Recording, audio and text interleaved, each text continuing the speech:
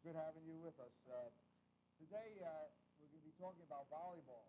And we have with us the two head coaches at East and West. To my immediate left is Scott Sweeten, our head volleyball coach at Cherry Hill West. And next to Scott is Mr. David Gurst, the head volleyball coach of Cherry Hill East.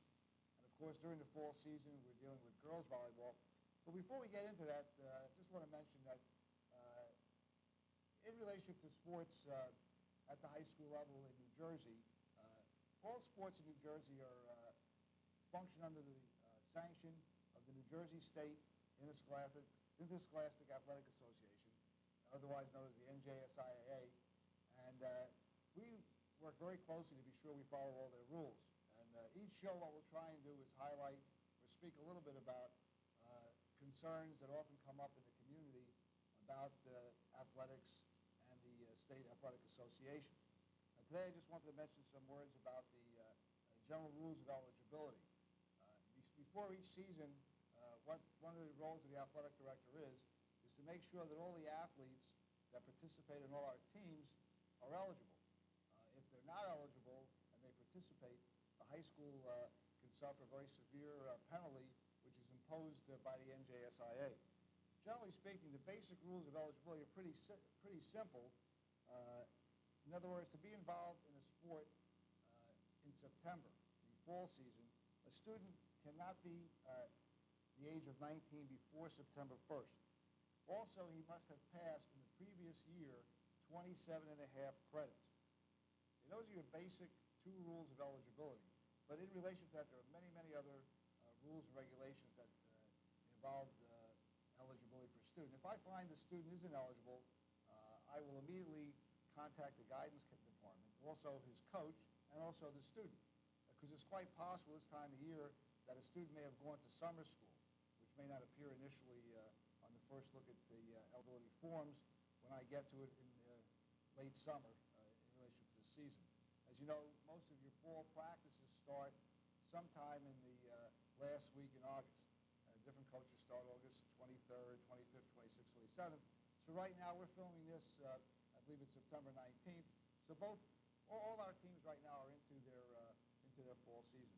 Now, for all you parents out there, one of the items that, if you can zoom in on this, Mr. Russo, who's our TV technician, does a great job.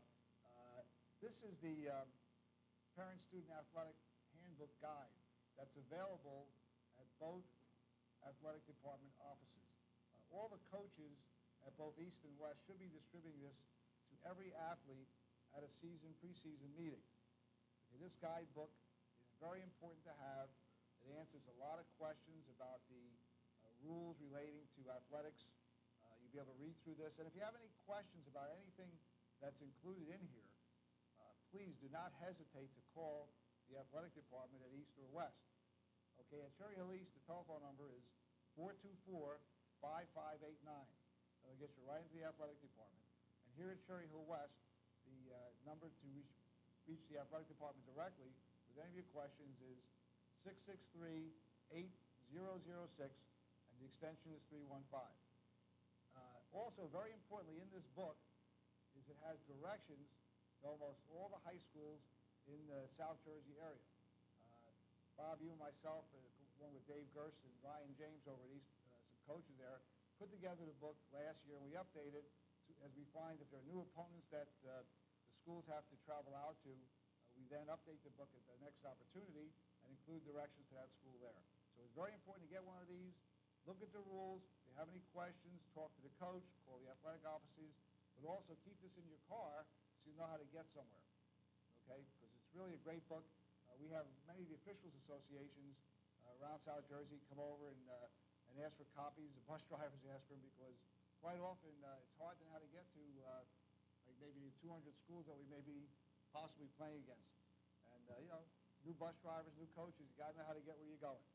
Okay, so without further ado, I want to jump right into our area discussing some volleyball. And I'll have our guests, and of course, Augie, I want you to jump in anytime you feel like. I don't want to talk that much, and I know these guys have a lot to say.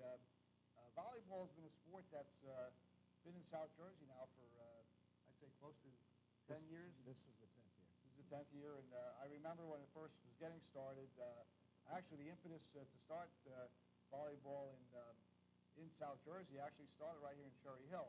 I recall I was actually involved with Bob Hume and at the time Ginny Whitaker.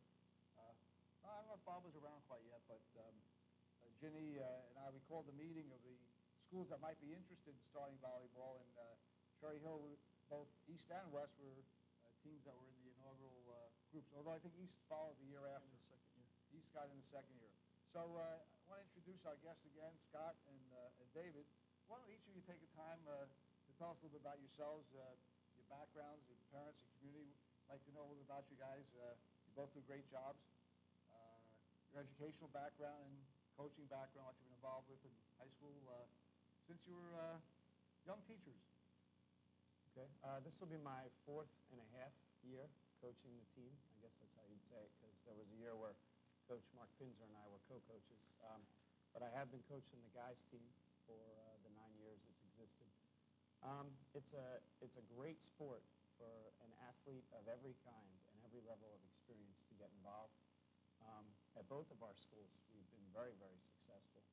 In the 9 years, the 9 previous years it's existed, the West girls have captured 4 of the championships during those years, and in more recent years, East has become one of the major powers along with Eastern, and we have a great tradition in the entire township.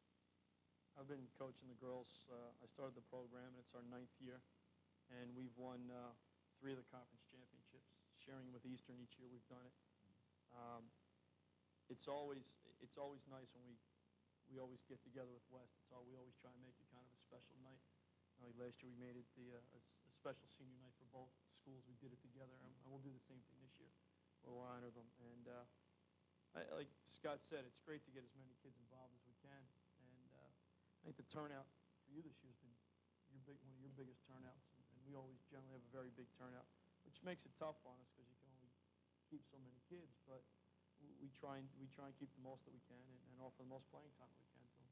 You know, we get to see a little volleyball on TV a lot of times, 2-on-2 beach volleyball. Just how many kids are actually on a volleyball team? How many actually playing a game at once?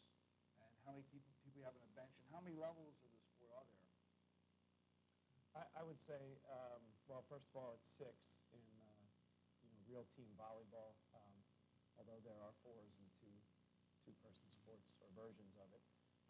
But on the average, I would say most teams will really use regularly maybe 8 players because of often some of your bigger middle blockers, middle hitters aren't really suited for some of the quickness that's needed in the back row, so that when they hit the back row, as we rotate, they'll substitute in. So again, that's a reason why I say it's a sport for anybody. It's not something that only the very tall, that's what everybody thinks of as far as being able to hit the ball over the net, but you'll have defensive specialists who will come in and have to run the show and get the ball up in the back row, as well as a setter who has to be incredibly smart and make quick decisions, and that doesn't necessarily have to be a tall player either. We play, right now we go 8 deep, but I have 17 kids on my bench, and the kids that don't get the varsity playing time, they play the JV to get more of the game experience. As Scott said, the setters really need to, they're the quarterbacks. They're the ones that make the decision. They're going to touch the ball on every single point. So they've got to make sure that they are making the right decisions on the court for the team. And we both also have enough players that we will field a kind of an unofficial freshman team, as will Eastern and Sterling and Morristown, some of the other schools that have a large turnout. So that Southern Regional this year has a totally separate freshman team that they're looking for games, actually. Right. In essence, although officially we don't have that freshman team, we'll have a 3rd match after the varsity and JV for those kids to get the opportunity. You know, I know the season started already this past week, and we're just beginning, and both teams have hopes of going to the state tournament. An interesting question keeps arising. I haven't actually heard it within the last couple of weeks, but it's always out there. You know, the East-West game. I know you guys do a great job of getting everybody excited. I know when the games here at West, Scott's getting all kinds of posters up, and we have various announcements. And, you know, this past week we had the East-West boys and girls soccer game, hockey game. And I was just interested, and Augie, you can comment on this too as an athlete. Some people, I remember being in a meeting a while back, and they were asking, there's too much competition. We shouldn't have the East-West game because it gets everybody all riled up too much. What's your feeling about that? How important is it to have that rivalry? Is it special? Augie, what do you think? From first-hand experience, I know I know kids who are athletes at the school always go, at least try to go 100% when we play the crosstown rivals. I think it's more of a spirit kind of thing. I don't think it's, in vain. I think it's just more of a spiritual kind of sense where you just try to lift yourself up for the best game possible. Yeah, I came from a rural high school that didn't have a sister school, and I kind of envy the situation that these kids have. And I think the perception that maybe it goes too far is really just because of the perception of the adults. I think the athletes at the schools have it in perspective, and I think, sure, they'll be more intense. They'll want that win more, but I don't think it's out of control. I think it's something that when they look back, that situation brought out the best in them and not any degree of animosity. A lot of things is our kids on our teams play the rec ball or club ball together, so there's a lot of friendship between the two teams. I know when I went to East, when you played West, they were the mortal enemy. No matter how many games you win, your game wasn't successful. Your season wasn't successful unless you beat West. I don't see that as being, at least from our team's perspective, that's not the way we look at it. Number one, West isn't in our conference anymore. They moved to a different division this year. But two is, in the last couple of years at least, the competition we've had with Eastern, we've always looked at that's the game we circle on our schedule every year. And not to take anything away from Scott and his kids, because we enjoy playing the West kids, because it's a very nice group of kids. But our main rivalry has been more towards Eastern and obviously our conference teams. You talk about the conference. I'd just like to talk a moment about that. We're very fortunate at the Cherry Hill Schools that we're members of the Olympic Conference. And the Olympic Conference is one of the strongest conferences in the state, regardless of what the sport is. Whether it's baseball, softball, wrestling, hockey, whatever it might be, almost invariably, one of two schools in the Olympic Conference will be vying for the state champion. And it varies. We have a very great cross-section of teams in South Jersey. You have your urban schools, you have your Camden and Wilson, you have your parochial high schools, you have your suburban schools.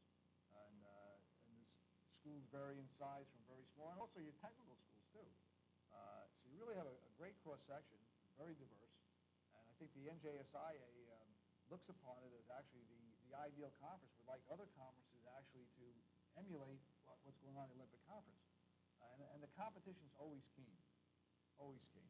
And in relation to the competition, just last week, the Olympic Conference sponsors for every season, and this is education for the general community, before the fall, winter, and spring season, has a sportsmanship luncheon, where the athletic directors take the captains or team leaders from each squad to the luncheon to hear a speaker on sportsmanship, but also to have the captains and leaders meet their counterparts from other schools to realize, this is just a game, and, keep things in perspective and really stress sportsmanship. How important is it to compete, number one, in the Olympic Conference, and number two, the issue of sportsmanship? And maybe we can just get into a little round-table discussion on that. And, well, I'll give you first shot at it because you're the youngest. All right, well, I know the Olympic Conference is looked at in high respect, not only in South Jersey, but in the whole state. And I just think we're very privileged to have such an elite conference within our grasp. And it really makes the athletes go 100%, not only, against the teams within their conference, but it makes it so the whole season is really important. And I know winning the Olympic Conference is one of the most highest achievements that any school can obtain through athletics. Well, Dave alluded to it, the shine of our rivalry, there's a little bit off of it because we're no longer in the Olympic American together. You're in separate divisions. And the Correct. divisions are based on school size. And just this year, for example, East, and it varies from sport to sport. In other words, in volleyball this year, actually in separate divisions, but, for example, in tennis this year, East and West are in the same division for boys and girls tennis, which is interesting. Because actually the Olympic conference is divided into three for tennis. For soccer, it's two. And what's interesting in soccer this year, which is a new twist, is they've gone to a double round in your conference, where you now play everybody once in your conference, while before it was once, you played everybody once in each division. And in volleyball, well, you have two divisions. No, We're this down is to three right. now. We're now three. Yeah, it's with the addition of Southern Regional, a large school, Winslow officially joining, and St. Joseph Hamilton. We went from the 12 teams we've had for a while to now we have the three divisions. And Our of Lady of 5. Mercy's in. Okay, and that, I think you were talking about the different profiles of the schools. Now we have a rivalry for us since we're in the middle division, since our enrollment's more around 1,550, 1,600. We now have this sudden new rivalry with Williamstown, another school, and with Woodrow Wilson. So, that adds a new flavor. The kids who've been around for a while, they're going to have to get used to needing to build the intensity for somebody totally different. Of course, Dave has now Southern added to the big matches, but he's got the traditional rivalries with Eastern. Now you're playing everybody in division twice? Correct. Everybody in division twice, and we're not going to see a lot of teams in our league anymore. For Scott and I, we had to arrange a game separately so we could play each other, but we see very few of the schools in the smaller two divisions. Now, do you like that? No, I would like us to play everybody. I honestly like the way we had it set, where we played our division twice, and we crossed over once, and then we had our league games. I think it'd still be nice for us all to play all the teams. Yeah, I think that in retrospect that'll change. Bob was in a tough position with the way things changed, and the old formula didn't really work very well. But I think in the future we'll end up crossing over with everybody. So I know when I sat at the meetings of the athletic directors, and this year went back to the double round in various sports. For example, in soccer, hockey, boys and girls soccer, really, I should say, they've gone to a double round in your division, and that's a very interesting, because it's a very physical game. Not to say that volleyball isn't, but the sense that you have that body contact. And I know the years that I coached in soccer, I did not like the double round because the second time around often became a more combative game where the players were pushing each other around a little more. It made it a real test for the athletes, to keep the sportsmanship under tow. And then not only that, and Augie, you can comment on that also, what happens frequently, having a good team, it's very possible that you're going to make the coaches tournament and then the state tournament. And what happens then is you may often wind up, I remember in a couple of years in the 80s, we wound up playing Washington Township or Easton High School 4 times, or Shawnee 3 or 4 times in 1 year. And very exciting, but what does that bring to the table, you think? Well, playing a team twice in one season or even more, I haven't really experienced it firsthand yet, but I know this year we have to play Triton twice, I think Camden Catholic twice, Bishop Eustace twice. That some players on a certain team, like on Bishop Eustace, I'll use for example, you might have someone who's one of the best players in South Jersey, and coming around the first time, okay, we'll really step it up for this game and hopefully try to shut him down. Coming across the second game might be an even bigger test because he knows that he's going to be a marked man, and I don't know. We just really have to. I guess time will tell, but for now it seems like it's going to be a test. It's interesting because when I think back, after your team, let's say, has beaten somebody 3-0 or 2-0 in soccer, sometimes that's almost considered like a blowout. And after a while, when time passes through, maybe 2 or 3 weeks, the players say, "Oh, yeah, we beat so-and-so, and it's going to be an easy game." And now the other team is pumped because they think that you got away lucky last time or whatever, and the coach has some changes in his defense, and they come out, and it's a whole other ball game. And as a coach, it becomes interesting because you got to get your players psyched and mentally prepared in an interesting way. And in certain sports, it's not a problem. Like, Scott, you've coached a lot of swimming. If you swam somebody a second time, I know as a former swim coach myself, I really generally, Phil, that was like not a good thing to do because what do you think about that? Yeah, that sometimes happened in swimming where you'd end up facing them in the state tournament. But we've always done it in volleyball.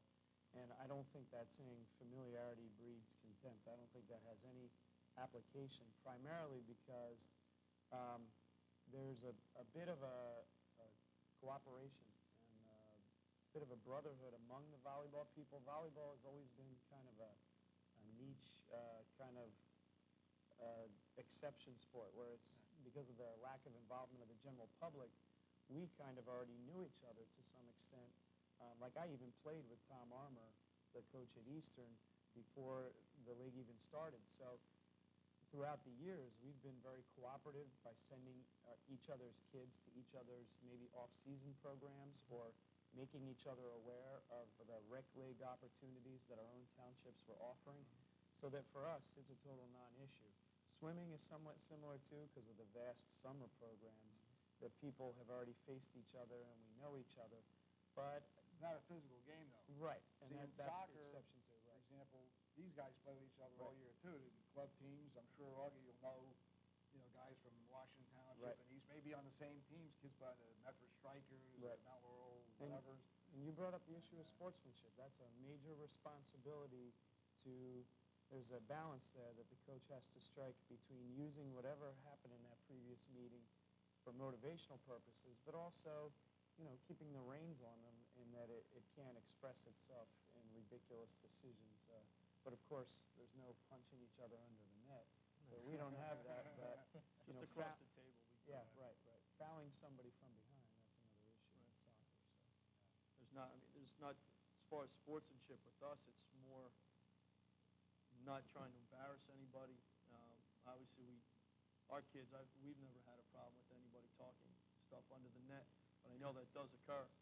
There are teams that do that.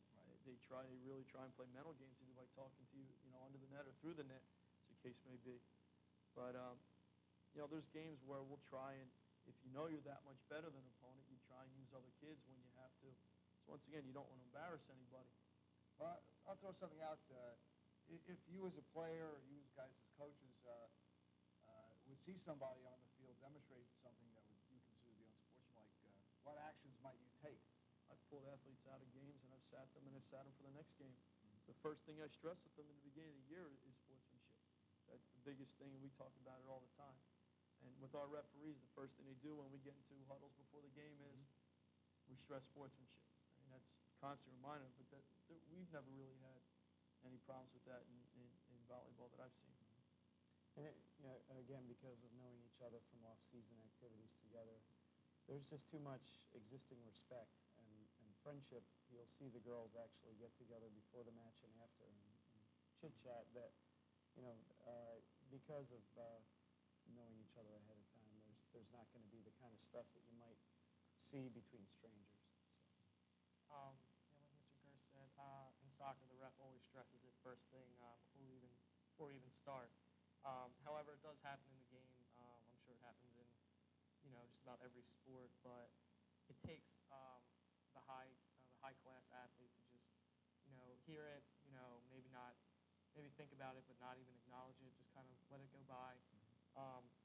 And I've seen a lot of that with the kids here at West on the soccer team. And I'm sure, it happens I'm sure a lot of athletes in South Jersey are high class. And, I don't think we've really ever had any problems like that before. So. But it takes that student leadership. You're out in the field. I mean, if the soccer coach, I think a lot of times in soccer, the field's large.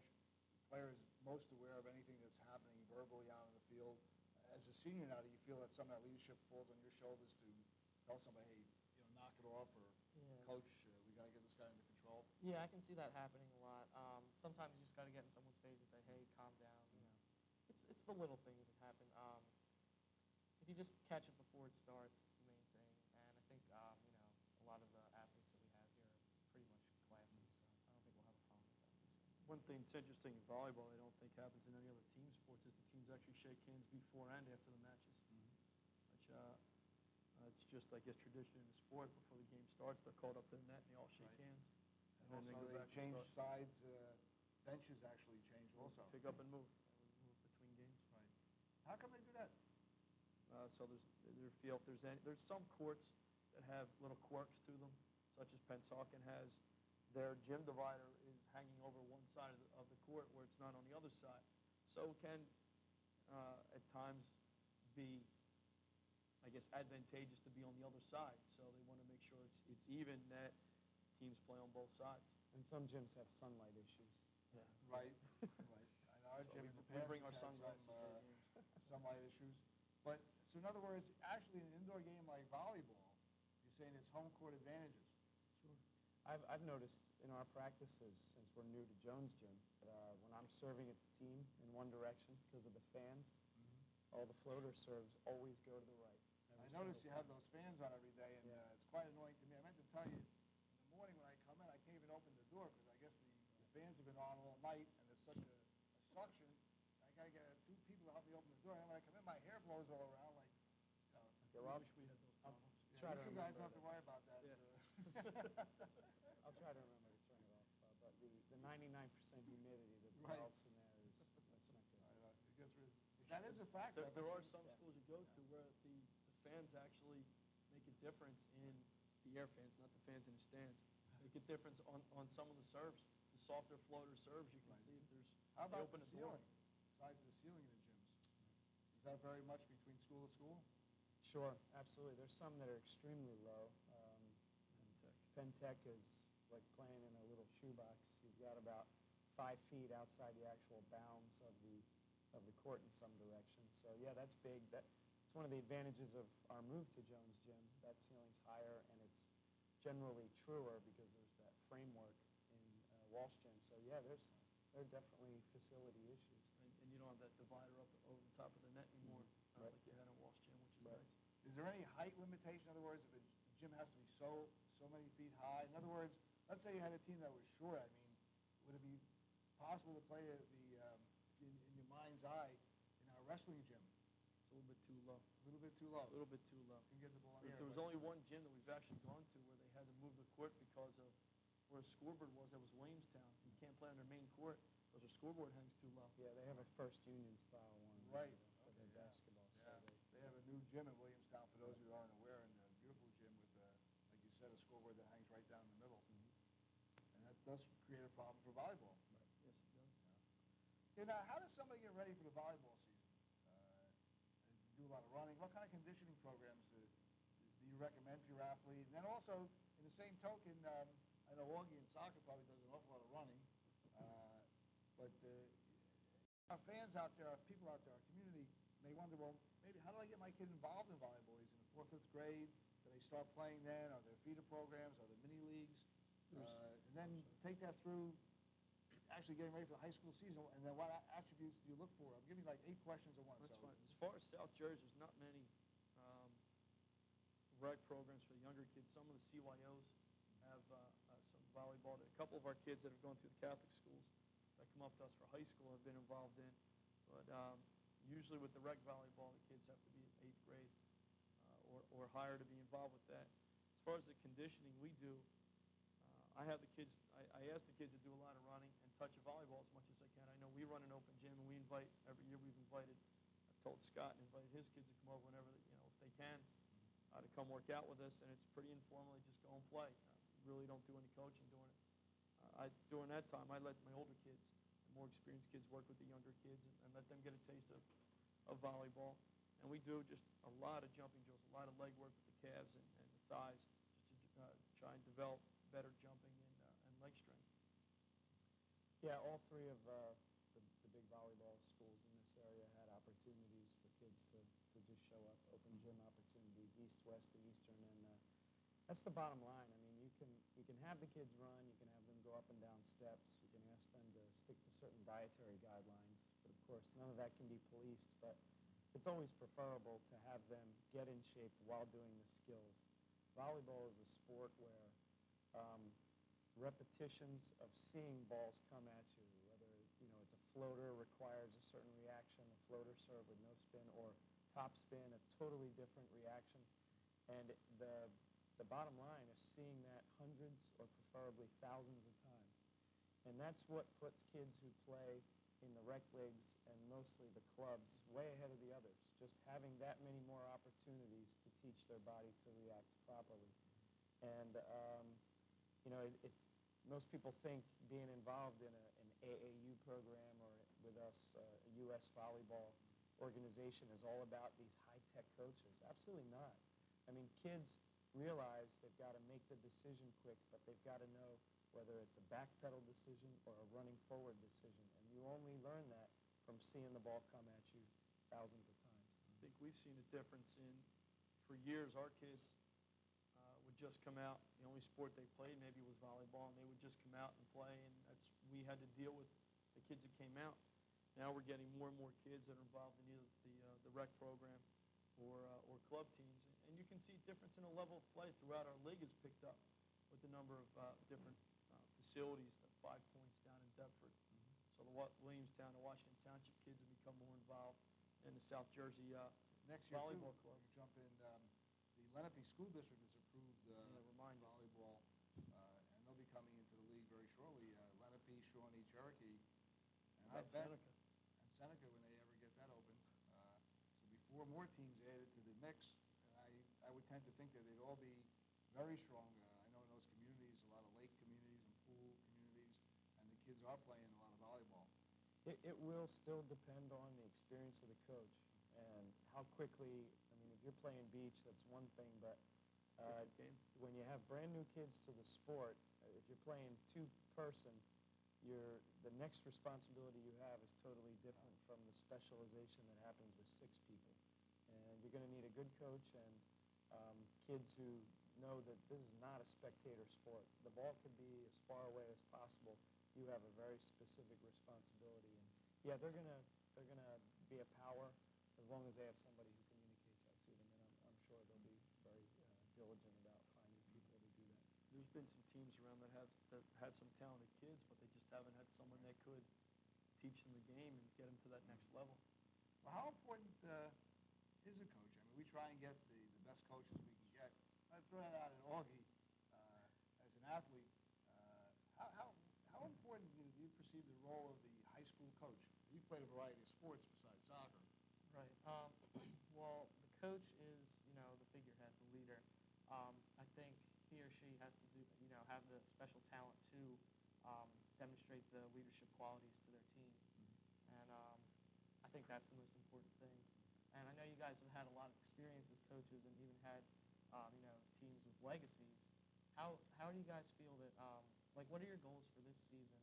And what's going to give you, what do you think is going to give you the most pleasure about coaching this year? I think our team set a goal of winning a state championship this year only because they got a taste of it last year, making it to the semifinals.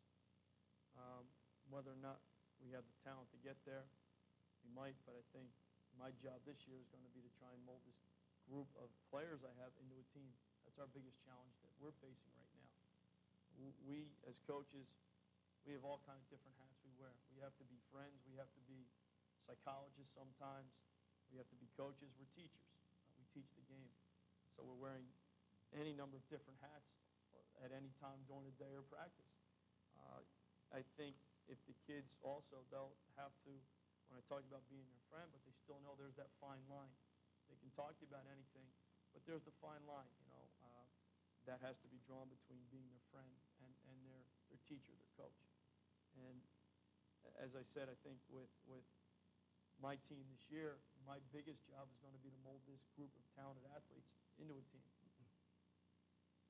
Yeah, Dave and I, to some degree, have opposite situations. I mean, I have a relatively inexperienced group. I only have one year-round club player.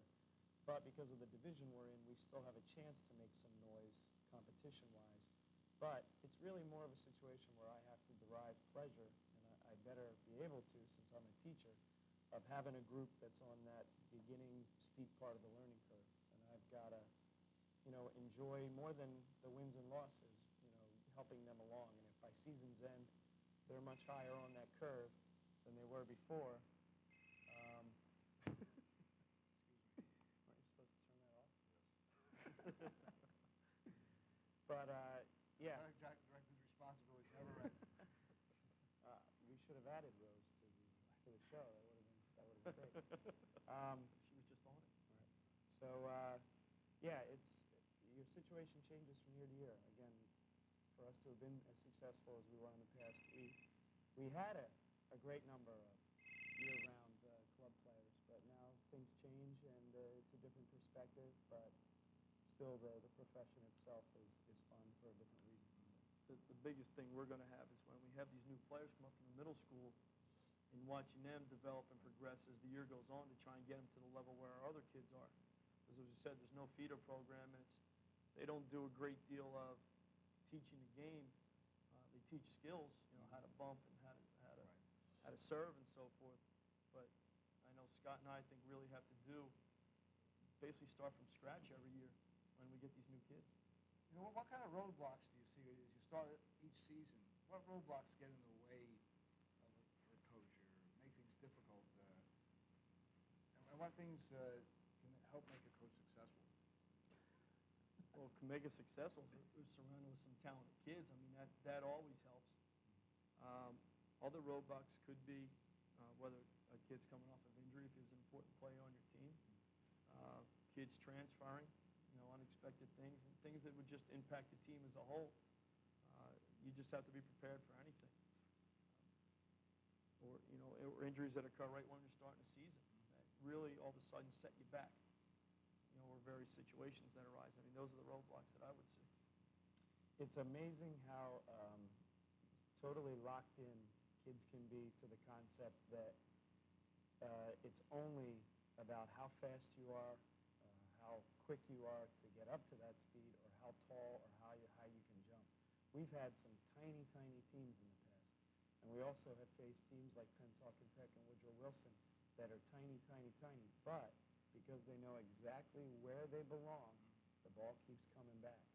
And that's the kind of team you have to convince yours that they want to be if you just don't have those with the height or the experience athletically, even in other sports.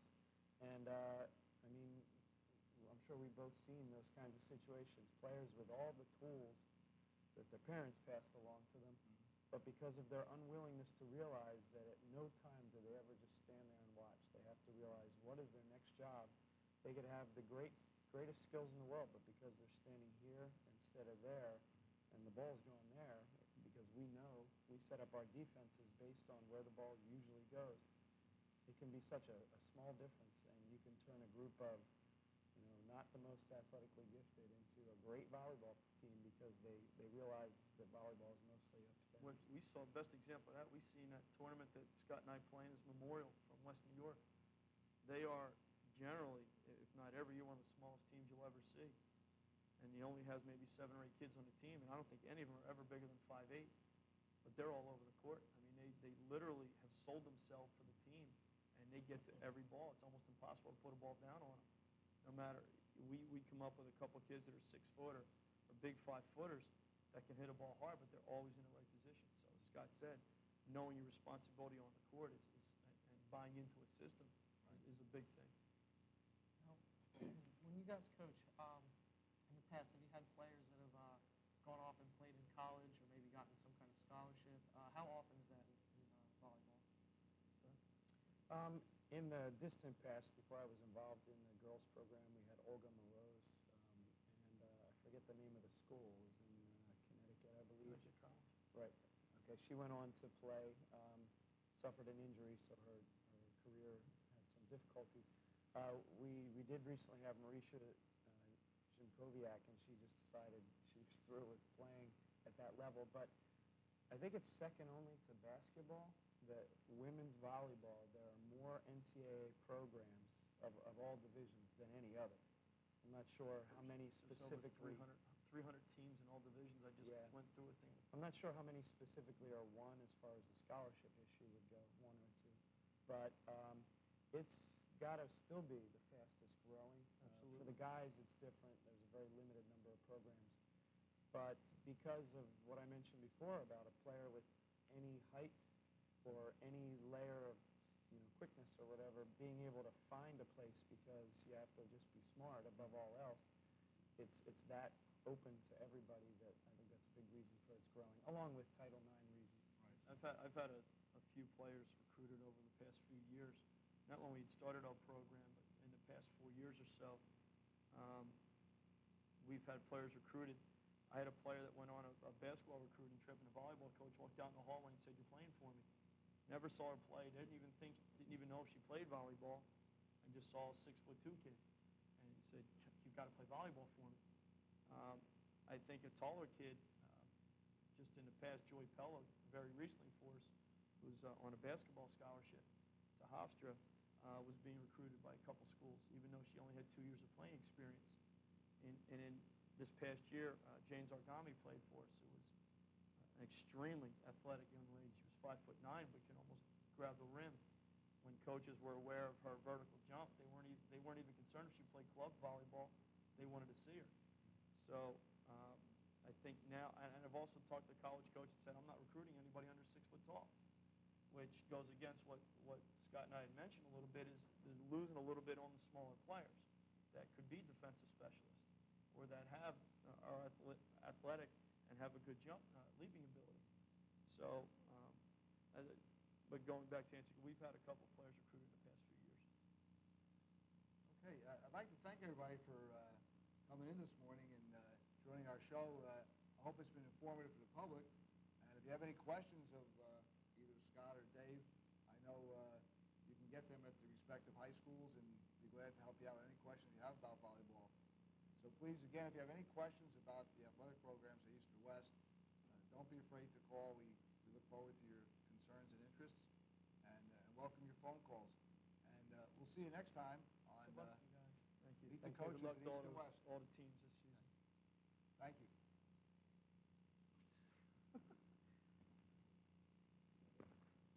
We're not doing the noogie? You guys did very well. Good job. Good job, David. Learned a hell of a lot about soccer that I didn't know. Well, we got to spice it up a little bit. I used to coach in the Colonial Conference. That was cut. I didn't